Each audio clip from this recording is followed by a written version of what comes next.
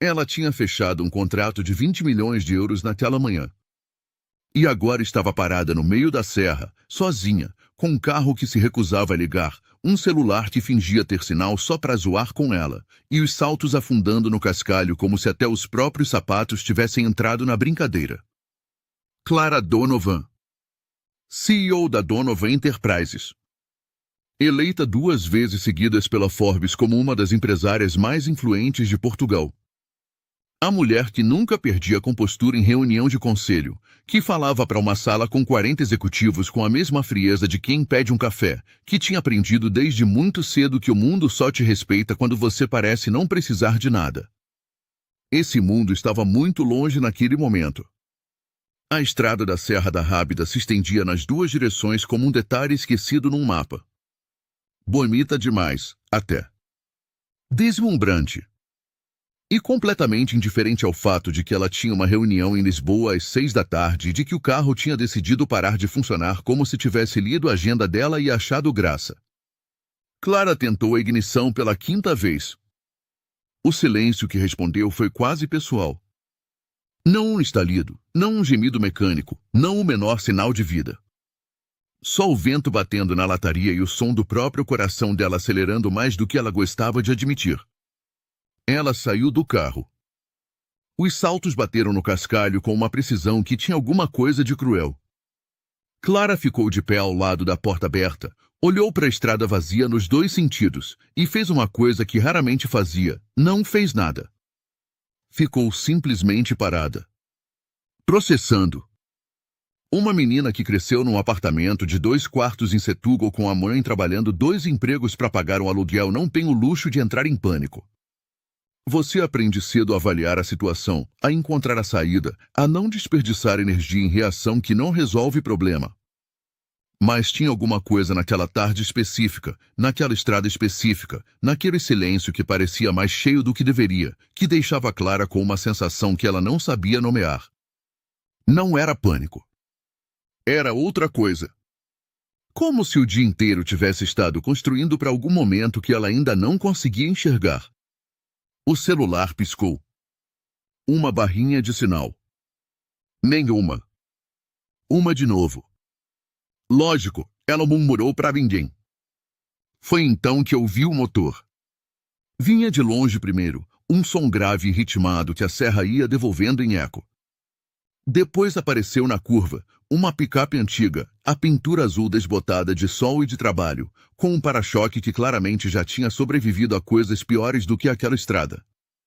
O veículo abrandou com uma calma que parecia completamente natural e parou atrás do carro dela como se fosse exatamente ali que devia estar. A porta rangeu ao abrir. O homem que saiu era alto.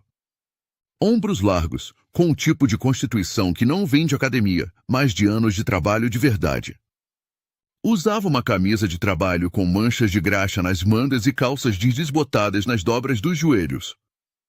O rosto era curtido pelo sol, com rugas nos cantos dos olhos que, Clara reconheceu de imediato, são exatamente o tipo de rugas que só aparecem em pessoas que passam a vida sorrindo. Não as rugas forçadas. As verdadeiras. As que ficam. Ele olhou para o carro dela, depois para ela, e inclinou levemente a cabeça. Problemas com o motor? Clara sentiu alguma coisa. Alívio, talvez. Ou cautela. Ainda não tinha certeza. Não liga. Não faço ideia do que aconteceu. Posso dar uma olhada? Ela hesitou meio segundo. Só meio. Por favor. Ele caminhou até o carro com aquela segurança tranquila de quem passou a vida trabalhando com as próprias mãos. Abriu o capô sem pedir licença, como alguém que simplesmente sabe o que veio fazer. Se debruçou sobre o motor com atenção genuína, sem pressa, sem performance. E foi aí que começou. Aquela sensação estranha. Como quando uma música toca lá no fundo de algum lugar e você não consegue identificar qual é, mas sabe que conhece. Sabe com certeza. Aquela familiaridade que não tem nome ainda, que fica rondando a beirada da memória sem entrar de vez. Quando foi a última vez que verificou a bateria? Ele perguntou sem levantar os olhos. Não sei. Comprei o carro há 6 meses. Pode ser um terminal solto. Vou ver se tem alguma coisa na picape. Ele voltou ao veículo, vasculhou uma caixa de ferramentas na caçamba e voltou com uma chave inglesa. Clara ficou observando as mãos dele trabalharem. Firmes.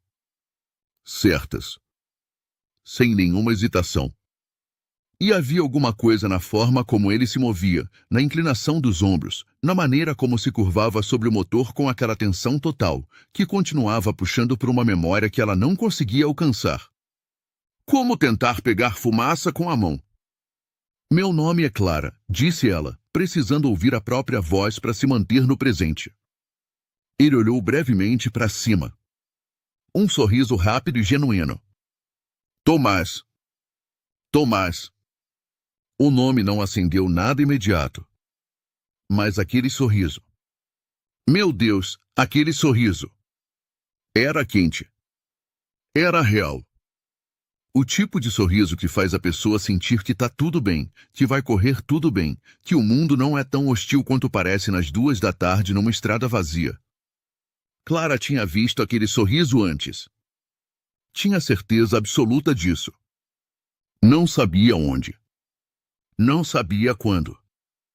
Mas tinha. Você mora por aqui? Ela perguntou, tentando manter a conversa viva, tentando descobrir de onde vinha aquela sensação. A uns 20 minutos daqui. Tem uma oficina na vila, em Azeitão. Ele apertou alguma coisa com a chave, se endireitou. Tenta agora. Clara voltou para o banco do motorista, virou a chave. O motor acordou de imediato, suave e perfeito, como se nunca tivesse falhado. Meu Deus, ela murmurou. Obrigada. Muito obrigada. Tomás fechou o capô, limpou as mãos nas calças jeans. Era só um terminal de bateria solto. Acontece. Clara saiu do carro e foi buscar a carteira. Me deixa te pagar. A sério. Quanto é? Nada. Não, eu insisto. Levei 2 minutos para apertar um parafuso. Ele balançou a cabeça com uma firmeza tranquila. Não vou cobrar por isso. Não tinha como discutir. Clara via isso claramente. Tirou um cartão de visita da carteira e estendeu. Então, pelo menos, leva isso. Se precisar de alguma coisa, qualquer coisa, pode me ligar. Tomás pegou o cartão. As sobrancelhas subiram ligeiramente quando leu o nome abaixo do cargo. Clara Donovan. CEO, Donovan Enterprises. Bom, disse ele, guardando o cartão no bolso da camisa. Espero que o resto da viagem corra melhor. Obrigada. De verdade. Ele fez um aceno de cabeça, deu mais um daqueles sorrisos e voltou para a picape. Clara ficou parada vendo o veículo entrar de volta na estrada. Ficou vendo as luzes traseiras ficarem menores na curva da serra, sumindo lentamente na escuridão que começava a cair pelas bordas do céu. E foi exatamente aí que aconteceu. Não foi um pensamento. Foi uma pancada. Como quando você lembra de uma coisa perdida há anos e ela aparece de repente com toda a clareza do mundo, no sítio mais inesperado, na hora que você menos espera. Aquele sorriso. Aquela gentileza sem querer nada em troca. A maneira como ele tinha olhado para ela, mesmo que por poucos segundos, como se ela fosse uma pessoa e não um cargo ou um número de conta bancária. Ela conhecia aquilo. Ela conhecia aquele homem. A respiração de Clara prendeu na garganta. A mente dela recuou numa velocidade que ela não controlava, atravessando camadas de anos, de memórias dobradas e guardadas em gavetas que ela raramente abria. E então parou. Como uma fotografia se revelando devagar numa câmara escura, os contornos foram aparecendo primeiro, depois a forma, depois o rosto, depois tudo de uma vez, com uma nitidez que doeu. 15 anos atrás. Coimbra. Os degraus da biblioteca, tarde da noite. Ela tinha 19 anos e voltava para o alojamento depois de uma sessão de estudos que tinha durado até quase meia-noite. Física quântica. Professor Monteiro. Uma prova em 3 dias que ela não podia dar-se ao luxo de reprovar porque a bolsa que pagava tudo dependia das notas, e a bolsa era tudo o que tinha entre ela e ter que voltar para Setúbal sem ter conseguido nada do que tinha prometido para si mesma. Ela tinha pegado um atalho por uma rua mais escura. 3 rapazes na frente. Bêbados. Com sorrisos que não tinham absolutamente nada de gentil. Tinham fechado o espaço ao redor dela com aquela lentidão deliberada que é pior do que a agressão direta, porque te deixa tempo demais para sentir medo. Comentários. Risos. A sensação das costas da sua camisola tocando o muro atrás dela enquanto o espaço ia ficando menor. Clara tinha congelado. O coração disparado. A mente em branco de uma forma que nunca tinha sentido antes, porque ela tinha sempre sido a menina que sabia o que fazer, que não se deixava apanhar de surpresa, que tinha uma resposta para tudo. Mas ali, naquela rua escura, com aqueles 3 à frente, tinha simplesmente congelado. E então ele tinha aparecido do nada. Um rapaz da turma de física. Alguém com quem ela mal tinha trocado palavras. Tinha se colocado entre ela e os 3 com uma calma que era quase desconcertante, e tinha dito alguma coisa com uma voz baixa e firme que Clara já não lembrava palavra por palavra, mas que tinha feito os 3 recuarem. Sem gritos. Sem agressividade. Apenas aquela presença tranquila que de alguma forma pesava mais do que qualquer ameaça. Quando os 3 tinham ido embora, ele tinha se virado para ela e tinha perguntado simplesmente: "Você tá bem?" Não como protocolo. Como quem realmente queria saber. Ele tinha acompanhado ela até o alojamento. Tinham ficado sentados nos degraus da entrada conversando até o céu começar a clarear. E naquelas horas, por alguma razão que Clara nunca conseguiu explicar completamente, a guarda dela tinha caído. Não aos poucos. De uma vez. Ela tinha contado coisas que não tinha contado para ninguém. Os medos. As dúvidas. O peso imenso de ser a primeira da família a ir para a universidade, de carregar a esperança inteira de uma mãe que trabalhava 2 empregos para pagar uma conta de luz, de saber que não tinha rede de segurança nenhuma se caísse. E ele tinha ouvido. De verdade. Com atenção de verdade. Sem olhar para o celular, sem esperar a vez de falar, sem transformar a dor dela numa deixa para falar da própria vida. Só ouvindo. Quando o sol tinha aparecido sobre os telhados de Coimbra, ele tinha se levantado. E antes de ir, tinha se curvado levemente e a beijado. Suave. Sim. Urgência. Como se ela fosse alguma coisa frágil e preciosa que ele tinha medo de quebrar. Depois tinha ido embora. Ela tinha procurado por ele. Dias depois. Semanas depois. Tinha perguntado para pessoas da turma, tinha voltado à biblioteca, tinha esperado nos degraus onde tinham sentado. Mas aquele rapaz tinha simplesmente desaparecido da universidade, como se a noite inteira tivesse sido um sonho bem detalhado. E Clara tinha acabado por aceitar, porque não tinha escolha, que aquilo tinha sido só um momento. Uma noite. Uma daquelas coisas bonitas que acontecem uma única vez e não se repetem. Exceto que ela nunca tinha parado de pensar nele. Não de um jeito exagerado, não de um jeito que tivesse te impedido de viver a própria vida. Mas estava lá, no fundo, como um padrão invisível pelo qual ela sem querer mide as outras pessoas. Aquela atenção genuína. Aquela ausência total de interesse pelo que ela tinha ou representava. Aquele jeito de olhar que fazia você sentir que o que você estava dizendo importava de verdade. O nome dele era Tomás. Tomás Ferreira. As mãos de Clara estavam tremendo quando tirou o celular do bolso. Olhou para o cartão de visita dele ainda na outra mão. Abriu o Google com os dedos que mal obedeciam. Ferreira Alto, Azeitão. Apareceu imediato. Avaliações, fotos, um site simples mas cuidado, com um logotipo desenhado à mão de alguém que claramente fazia questão dos detalhes. Havia uma foto dele na página inicial, à frente da oficina, de braços cruzados, com aquele sorriso. Clara ficou olhando por um longo tempo. Depois foi pro Facebook. Perfil público. E foi aí que o coração dela fez aquela coisa que coração às vezes faz sem avisar, apertou. Uma menina pequena. 6, 7 anos, talvez. Caracóis escuros e o sorriso exato do pai. Inês, dizia uma legenda numa foto de aniversário com um bolo de chocolate. Fotos de campismo. De peças de teatro da escola primária com o rosto pintado. De uma tarde num parque com sorvete na mão e risada aberta. Uma vida pequena e absolutamente completa. Nenhuma mulher nas fotos recentes. Nenhuma referência. O peito de Clara apertou de um jeito que a pegou completamente desprevenida. Ele tinha construído o mundo inteiro. Um mundo bom, um mundo real, um mundo cheio de amor pequeno e cotidiano. Sem ela. É claro que sem ela.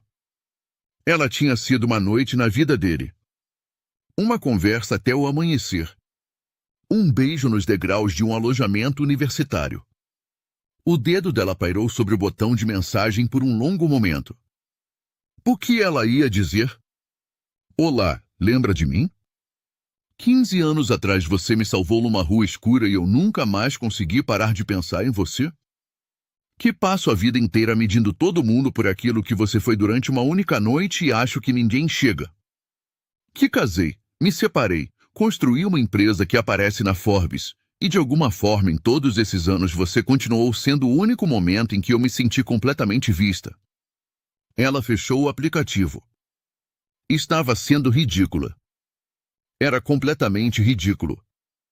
Mas na manhã seguinte, Clara Donovan acordou cedo, ficou na cama olhando pro teto por uns 20 minutos, e depois levantou, se vestiu e entrou no carro em direção à serra. Disse para si mesma que era só para agradecer direito. Nada mais do que isso. A Ferreira Alto era um prédio modesto na rua principal de Azeitão, espremido entre um armazém de ferragens e um café que cheirava a café coado e torradas mesmo de fora.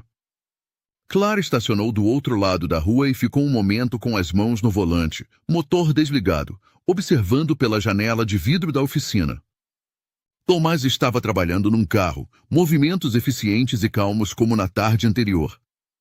Uma rádio tocava lá dentro. Ela conseguia ouvir o murmúrio da música mesmo do lado de fora. Ela quase arrancou. Quase colocou a primeira e foi embora antes que qualquer coisa acontecesse. Antes de se arrepender. Então Tomás olhou para cima, viu o carro dela estacionado do outro lado da rua, e acenou com a mão. Não tinha mais como ir embora. A oficina cheirava a óleo e metal aquecido. Uma mulher na recepção levantou os olhos de um cadastro com um sorriso profissional. Antes que ela conseguisse dizer alguma coisa, Clara ouviu os passos. Clara. Ela se virou. Tomás caminhava na direção dela limpando as mãos num pano, com um ar surpreendido, mas não desagradado. Surpresa genuína, não a surpresa performática de quem faz questão que você veja que te surpreendeu. Oi, disse ela, e de repente se sentiu completamente fora do lugar, como se tivesse feito algo que fazia todo sentido às 3 da manhã e 0 sentido às 10 da manhã com o sol entrado pela janela. Espero não estar interrompendo. Tá tudo bem com o carro? Tá perfeito. Só, ela levantou o saco de papel que trazia. Trouxe almoço para agradecer. Se você tiver tempo.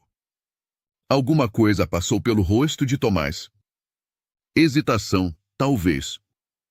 Ou aquele tipo específico de desconforto que aparece quando alguém está calculando se deve ou não confiar. Ele olhou para a oficina, para a funcionária na recepção, de volta para Clara. Sim, disse por fim. Posso fazer uma pausa. Sentaram num banco do lado de fora, na frente do café ao lado. Clara tinha trazido sandes de uma charcutaria boa de Lisboa, e só enquanto desembrulhava percebeu o quanto aquilo parecia deslocado ali.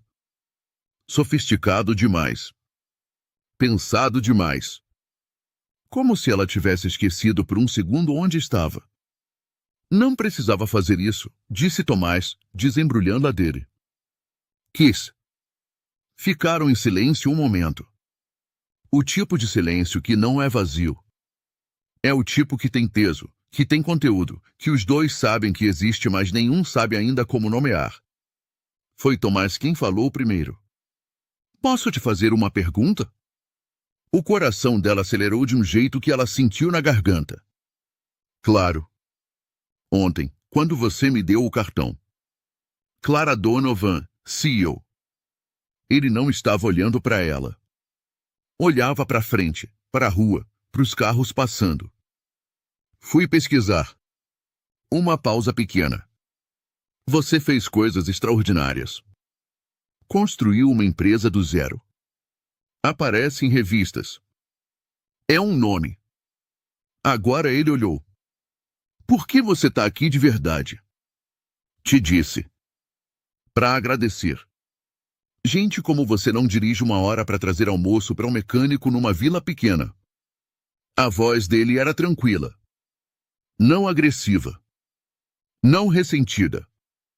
Só direta, com aquela firmeza gentil que Clara estava começando a reconhecer como simplesmente o jeito que ele era. Então o que é isso na verdade? Clara respirou fundo. Vi agora com toda a clareza as paredes que ele tinha construído. A presunção automática de ter alguém como ela não podia ter interesse genuíno em alguém como ele. Que havia sempre outro motivo. Um projeto de caridade. Uma curiosidade de fim de semana. Uma história engraçada para contar em jantar. Qualquer coisa menos autenticidade. Você acha que estou fazendo turismo? Disse ela baixinho. Não sei o que acho. Tomás finalmente olhou de verdade para ela, com aquela atenção total que ela reconhecia sem saber ainda de onde. Você é CEO. Eu conserto carros e chego em casa para uma filha e uns jantares de pacote. A gente vive em mundos diferentes. Nem sempre foi assim. As palavras ficaram suspensas no ar entre eles como fumaça numa sala fechada. Tomás ficou completamente imóvel. Aquela expressão de quem ouve uma nota musical que reconhece, mas não consegue colocar na música certa. O que você quis dizer com isso? As mãos de Clara tremiam. Ela colocou a Sandy em cima do joelho e respirou fundo uma vez, duas vezes, como quem se prepara para saltar de um lugar alto sem saber o que tem embaixo. Universidade de Coimbra. 15 anos atrás. A gente tinha física juntos. Professor Monteiro. Quinta-feira de manhã, Anfiteatro B. Tomás olhou para ela. A concentração no rosto dele era total, como alguém montando um quebra-cabeça com peças que estão em algum lugar mas demoram para aparecer. Uma noite, ela continuou, a voz mais baixa agora, mais devagar, como se cada palavra precisasse de espaço para pousar, eu voltava tarde para o alojamento. Havia 3 rapazes numa rua escura aqui. Ela parou. Não precisava terminar essa parte. Você apareceu. Não sei de onde. Simplesmente apareceu, ficou entre mim e eles foram embora. O silêncio que se seguiu foi diferente de todos os outros silêncios daquela manhã. Era mais pesado. Era mais cheio. Era do tipo que 2 adultos ficam dentro sem que nenhum dos dois queira ser o primeiro a mexer. Depois ficamos conversando, disse Clara. Nos degraus do alojamento. A noite inteira. Até o sol nascer. Tomás estava completamente parado. A olhar para ela com uma expressão que ela não conseguia ler completamente, mas que tinha alguma coisa de devastado nas bordas. Como alguém que recebe uma notícia que muda o entendimento de alguma coisa que já aconteceu e não tem mais como ser mudada.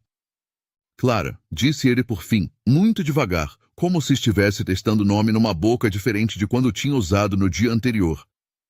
Clara. Souza. Ela não disse nada. Não precisava.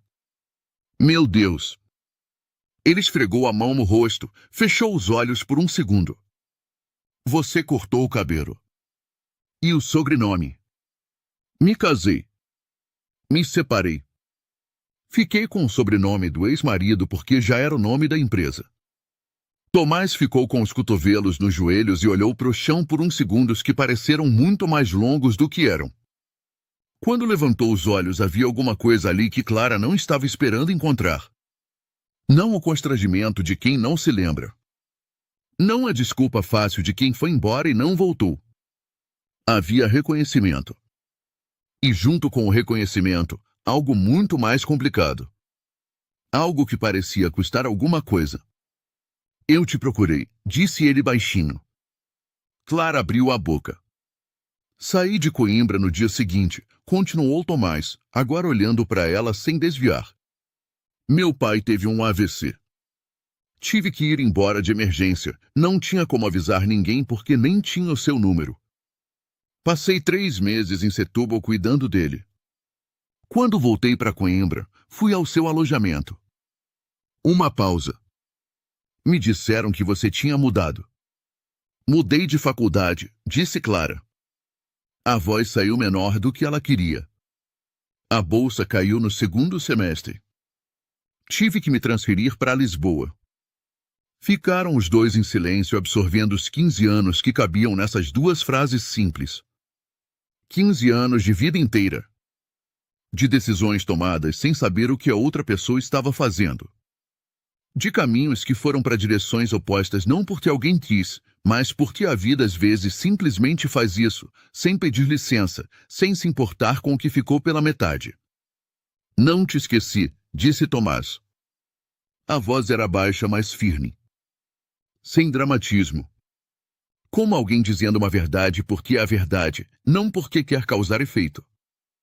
Sei que pode parecer muita coisa para dizer para alguém que você só conheceu numa noite, mas é o que é. Eu também não. As palavras saíram antes de ela decidir dizê-las. Sem filtro. Sem a camada profissional que ela passará 15 anos aperfeiçoando. Só a verdade, limpa e sem adorno, pousando entre eles no banco daquela rua de vila pequena. Tomás ficou olhando para ela por um longo momento. Então disse, com uma honestidade tão direta que doeu da forma boa. O que a gente faz com isso? Clara não teve uma resposta pronta. E foi a primeira vez em muito tempo que não ter uma resposta pronta não pareceu uma fraqueza. Não sei, disse ela. Mas ontem, quando vi seus faróis sumirem naquela curva, eu sabia que não conseguia simplesmente fingir que não era você. Não conseguia dirigir de volta para Lisboa e continuar vivendo como se não tivesse ficado parada ali pensando em você por 15 anos. Tomás não respondeu imediato. Olhou para as mãos dele, grandes e marcadas de trabalho, e depois olhou para ela com uma expressão que misturava alguma coisa que podia ser esperança com alguma coisa que era claramente medo. O tipo de medo que não é covardia. É o tipo que aparece quando você tem alguma coisa boa na vida e não quer arriscar estragar. Tenho uma filha, disse ele. A Inês tem 8 anos. Ela é a minha vida inteira. Qualquer coisa que aconteça comigo passa por ela primeiro. Sempre. Entendo. E você tem uma empresa. Vive em Lisboa. Tem um mundo completamente diferente do meu. Isso não é simples. Nunca disse que era. Eu não sou o que você estava esperando encontrar, Clara. Não estava esperando encontrar nada. Ela olhou para ele com uma calma que veio de um lugar que ela não sabia que tinha. Estava encalhada numa estrada com o carro quebrado. E aí apareceu você. Uma pausa. Já não tenho 20 anos. Não preciso que seja simples. Só precisava te dizer que não esqueci. E te perguntar se eu posso te conhecer de novo. Devagar. Do jeito que deve ser. Tomás ficou em silêncio por um momento que pareceu durar muito mais do que era. O sol batia oblíquo na rua principal de Azeitão, e lá dentro do café ao lado alguém tinha colocado música baixinho, uma daquelas músicas que você não presta atenção, mas que ficam depois. Você tem planos para o fim de semana? Disse ele por fim. Clara deixou uma respiração sair devagar. Não. A Inês tem um torneio de futebol no sábado de manhã. Aqui na vila. Ele disse isso olhando para ela de frente, sem rodeio, sem romantismo exagerado. Só a verdade de um homem que sabe exatamente quem é e o que tem. Se você quiser ver como é a minha vida de verdade, esse é um bom lugar para começar. Não era uma declaração. Não era uma promessa.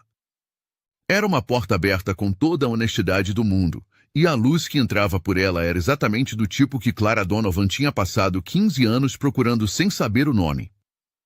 Pode contar comigo, disse ela. E pela primeira vez em muito tempo, Clara não estava calculando o próximo passo. Não estava planejando. Não estava construindo uma estratégia de saída. Estava simplesmente ali, num banco de rua de uma vila pequena, com maçã de cara que já estava fria, sorrindo para um homem que uma vez a tinha visto de verdade antes de desaparecer, e que a vida, da forma mais simples e mais humana possível, tinha colocado de volta no seu caminho. Às vezes a vida não grita para chamar atenção.